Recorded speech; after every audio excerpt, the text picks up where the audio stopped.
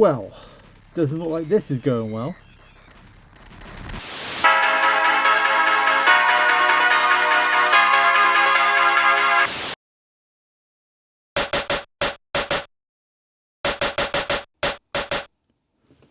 Let's get back to the arcades! By that I mean an arcade game converted to a home console, in this case the Mega Drive, which is what we generally talk about these days.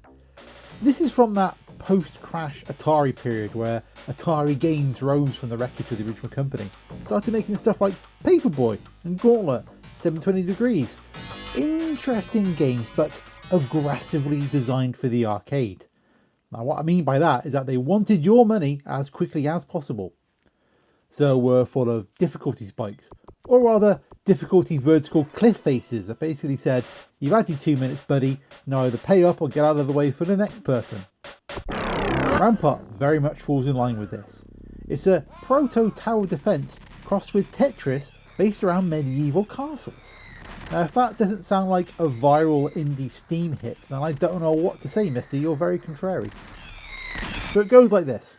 You pick a castle, you lay down some cannons, then the evil baddies send out a load of boats with their own cannons that try to blow up your walls. You shoot back at them until the timer runs out.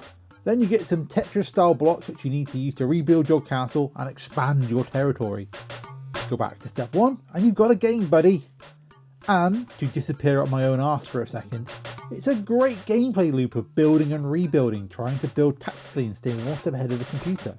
Of course, this isn't a recent indie game, but an 80s arcade game, so very quickly you're overwhelmed by baddies, and in the rebuild phase, all the blocks you get are terrible, and it's game over, man. There doesn't seem to be much done to make it a game for the home, rather than just going for a straight up conversion. This isn't something the review goes too deep into, as it's rich here rather than a foaming at the mouth jazz. He says the conversion is as close as he could want, which is nice of him, but he does follow up that by saying the sound and graphics are as basic as the arcade, which is a trifle mean. There is mention of the game missing a 4-player multiplayer mode, which does indeed suck, but you know, not that many games did cater for that many people at this time. There's also no mention of the controls, which are a little fiddly. Playability gets 82%, without any talk about how the arcade had a trackball, which would make this game way more fun to play. It's not that it's bad, more the D-pad makes it a bit fiddlier than you'd like, especially when you're trying to place things when the timer's running out. So we end on 81% overall. One of the most original and enjoyable combat games, which, yeah, makes sense, especially with 2 players, so I think we can agree this. It's just, man, imagine it with a trackball controller. What a fun time that would have been.